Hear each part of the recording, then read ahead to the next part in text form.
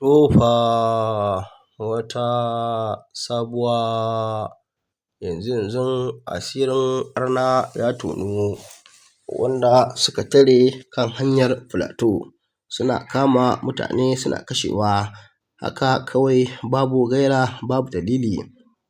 Idan ba ku manta ba, jiya lalle wasu 'yan ta'adda suka kai hari a jihar Plateau, wanda suka kashe musulmi da dama, sannan kuma suka kashe kiristoci. To bayan wannan hari ne da aka kai, kiristoci kuma sai suka fito suka tsare hanya, inda kuma wasu musulmai aka bi su har gidajensu, inda ake kashe su sannan kuma a ƙona gidajensu. Kamar dai yadda wannan bawan Allah yake bayani, ya ce lallai su 'yan kasuwa ne kuma ba su san ma ana wannan rigimar ba, hanya ce kawai ta biyo da su, amma kuma sai suka tadda kiristoci sun tare hanya da bindigogi aƙalla sun kai su 10, inda kuma bayan sun zo direban nasu sai ya fara musu yare, inda ya nuna cewar lallai shi yarensu ne, sannan kuma gaba ɗaya duka wa'innan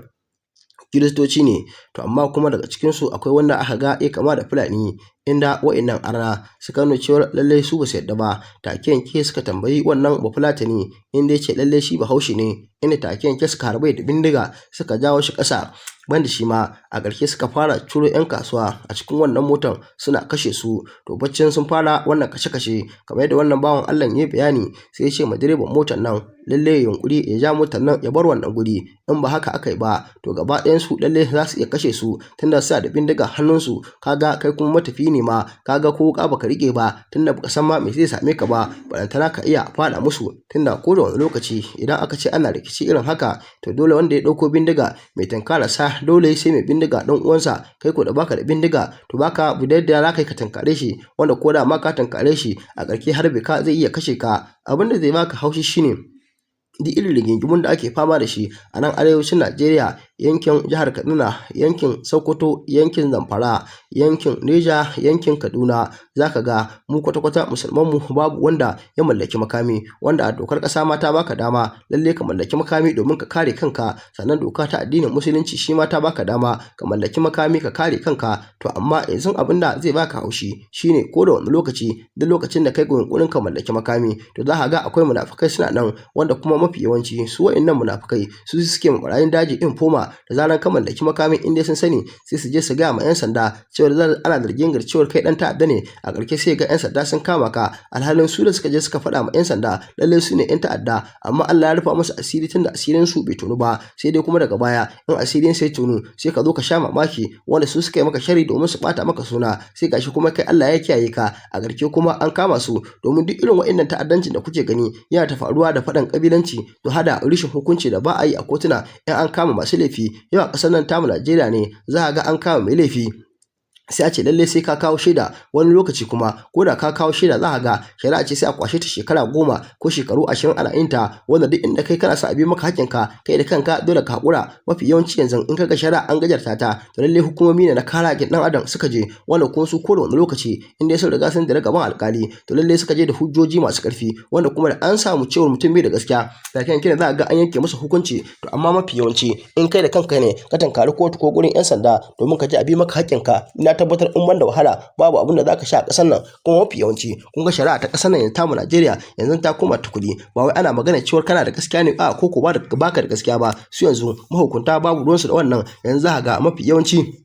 wanda ya je ba da kuɗi ko kuma yake mukami a gwamnati, za ka ga shi ake goyon bayansa. Domin yau a ƙasar nan tamu Najeriya ne za ka ga mutum yana da mulki sannan kuma ya ta'addanci, amma abin da zai baka haushi ko da ka kai shi ƙara kotu sai ga kotu ta goyi bayansa. Domin a ƙasar nan tamu Najeriya ne aka yi wani tsohon shugaban ƙasa wanda ake kira da Muhammadu Buhari, kuna gani a cikin mulkinsa inda ya buɗe ta'addanci yake kama musulmai yana kashewa shi ma haka kawai babu gaira babu dalili, kuma yi amfani da ƙarfin sojoji da 'yan sanda, wanda kuma aka zira mai ido babu wani mataki da aka ɗauka kansa. Kuna gani a garin Zaria haka aka turo shugaban sojoji Yusuf Tukur Buratai, wanda cikin awa 24 an kashe 'yan shi'a sama da mutum 5,000, kuma ba laifin komai da suka yi ba, dan sun ce kawai su ba za su bi dokar ƙasa ba, kuma sannan ba su taɓa rigima da kowa ba, kuma ba su taɓa cin mutuncin kowa ba. Amma sanadiyar haka ne aka kama su, aka yi musu wannan wulaƙanci, wanda abin da aka yi musu za ka ɗauka cewa lallai ba 'yan ƙasa ne ba.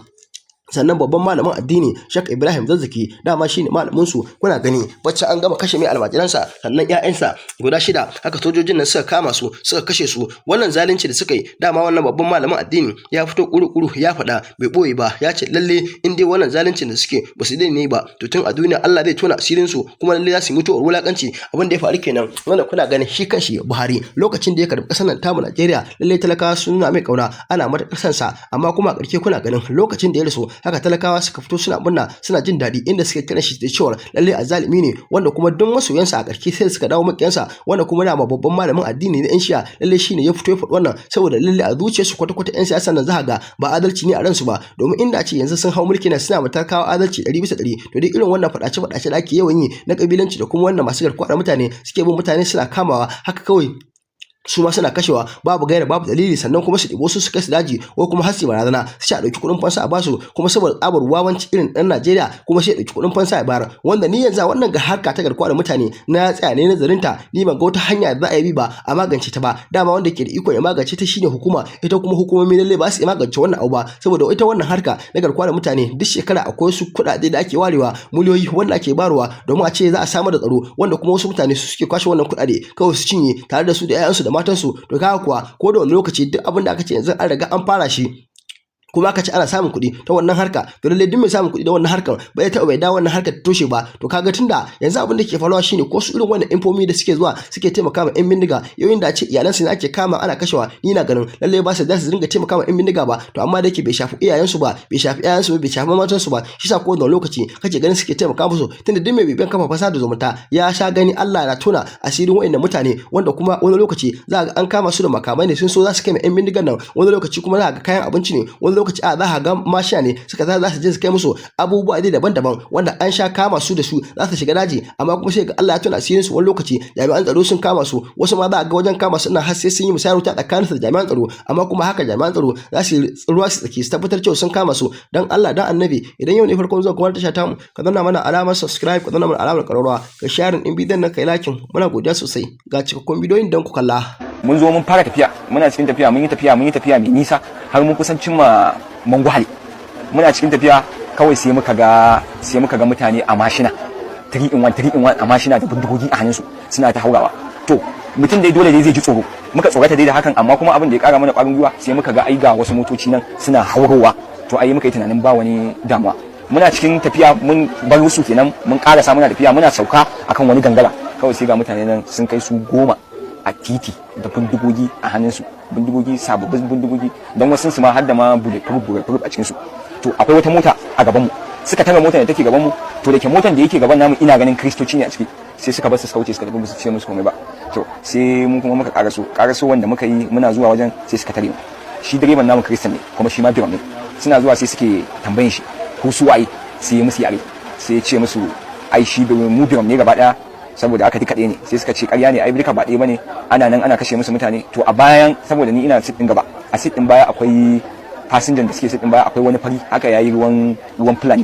sai suka zo kanshi suna zuwa kanshi sai suke tambayan shi kai wane ne suna kokarin karɓe wayoyin da yake hannunsu dan kowanne da android nan shi sai suke cewa kai wane ne budan bakin sai ya ce am a Hausa iya cewa mai Hausa kawai sai wani a cikin su ina kallon sa ya kucin din bindiga kawai sai harbi akwai wani abokina da muke kasuwa tare muke yin kasuwa da shi tare muke yin komai in an tafi kasuwa mun je mun dawo aka samu riba za a raba tare in ma asara ce duka za a dauke tare muke yin abubuwan mu ina juyawa shi ma kawai sai naga an harbe shi a ciki sai ya wadi iya waduwa sai suka janyo sauran wa'ancan suna janyo sauran wa'ancan sun fito da su suka harbi ɗayan baba karami iya sai da takalmi shi ma kafa kawai sai na ce ma direba ja motan nan mu tafi kawai shine sai ya ja motan iya jan motan muka samu muka idda zuwa Manguhali da muka tashi daga nan sai muka je Mangu muna zuwa Mangu sai muka samu checkpoint din sojoji sai muka layin musu complaint to ba su dauki abin ma da serious ba sai suke cewa ai wannan ba kesin su bane mu tafi police station to hanyar mu na zuwa police station sai wasu DSS shi direban akwai wanda yake auren cousin din shi DSS ne sai ya kira shi sai yake ga mu sai ya ce wai case din nan dan mun je police ma za su iya detaining din mu ba case din da za a je a ga police ba bane mu zauna zai directing din mu duk abin da za a yi DSS office suka ta kiran mu ana ta magana da su to ƴan uwan mu anan sai suka dauki kafa suka tafi sector 4 na barikin ladi suna zuwa can suka gama layin musu statement da komai sai aka ce mana to mu dawo an riga an bude hanya mu zo sector 4 din muna zuwa sector 4 sai muka zo sai shi organ commander nasu da yake wajen sai ya tsaya iya mun tambayoyi nake na rating mai duk abubuwan da ya faru ya ce yanzu ni zan iya zuwa zan iya kai su wajen na ce of course zan iya kai su sai aka tashi motoci guda biyu da ni da ɗayan wanda muka escape da wani baba shafiu haka da wani mutum shi ma dai ya zo dai da dan uwan shi a cikin wanda aka kashe din shine sai muka tafi aka mana escort da motoci guda biyu muna zuwa wajen muna sauka a wajen sai na ce musu ga wajen nan muna zuwa daidai wajen da na nuna musu wajen sai muka sauka muna sauka wani soja ne da kanshi muna sauka ni kan ma in sauka a mota sai ya ce to ai ga jini nan a titi sai muka fara bin jini aka fara tracing jini muna bin jini sai jini ya kare da jini ya kare sai aka fara tracing kafa su aikin su na hukuma sun riga sun san komai muna bin kafa muka shiga jeji sosai to a tafiyar mu na jeji mutanen ƙauyen daga cikin su suna kallon mu sai kaga sun baje sai su mada gefe har muka tara wani mai keke mai ruba da aka tara mai ruba sai sojan yake tambayin shi sai sojan yake mai magana sai yake kokarin harajin sojan yake cewa to ni ina menene me kake tambaya na sai sojan ya ce mai to shikenan a wuce ka tafi abinka kawai muka ci gaba da tafiya muna tafiya muka shiga jeji sosai har mun giba dan ɗaya daga cikin kwamandan sojojin ma yake cewa a withdrawing mission din kawai sai na ga wani jini ina ganin jini na ce kai wannan fa jini ne a nan wajen sai akwai wani baba shafi'u shi ma ya ce to ai wannan jinin abu jinin ana bin jinin sai na ga wani waje kaman an bi da tayan mashin sai na ce abu wajen a gangara muna tafiya sai wasu sojoji a cikin su musulmai ne su ma suka insistin dai sai an je an ci gaba da yin abin dan gaskiya wa'annan sojojin sun mana kokari Allah ya saka musu da alkhairi ana cikin haka to shi baba shafi'u sai muka bazu da muka bazu shi sai ya bi wani hanya bin hanyar da yayi kawai sai ya ga waje an kona iya ganin waje a kone sai ya karasa wajen iya karasawa da farko ya zata irin itacuwa ne haka aka kona a wajen iya karasuwa wajen sai ya gansu kasu nan an kona su an sa musu wuta kawai sai ya kira mu shine sai muka karasa muna karasawa sai na karasa wajen ina karasawa na ga wannan abokin nawa shi na fara ganewa na same su ga sunan gaba ɗayan su hudun ɗaya ma a cikin su baba karamin wanda aka harbe shi a kafa har sun mai yanka rago sun yanka mai wuya ɗayan zubairin sun harbe shi a kai ɗayan shamsin shi ma still shi ma kan shi alamu ne na kamar saga ne ko fasa kai shi ma ai abin da nake tunani yanzu abubuwan suna da yawa dan gaskiya wannan abun har yanzu tun jiya in na bude ido shi nake gani abin nake gani in na rufe ido kuma shi nake gani saboda yanayin yanda abin ya faru ka fito zaka tafi neman abincin ka ba da hakkin kowa ba wannan na nuna cewa kenan kai in kai musulmi ne na Zainab Jibrin Falke yaro na ni na aike shi ya tafi ni na aike shi yana tausayi na yana so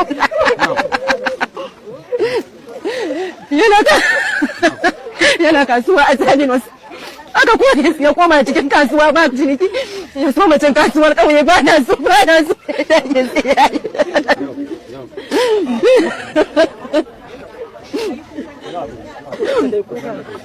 ya dage sai ya tafi wata shekarar jiya yana gida na ya ce ma mutum tafi ƙauye ma na motsa zan yi tafiya ne kyau wasu yana tausayi na wasu ba ya zo bacin raina Allah ta hanyar wasu wasu shi kaɗai ne namiji wasu yana ƙaunarsa wasu kashe shi suka yi wasu tare su suka yi a hanya suka kashe wasu harbin shi suka yi sun kashe wasu sun fada wasu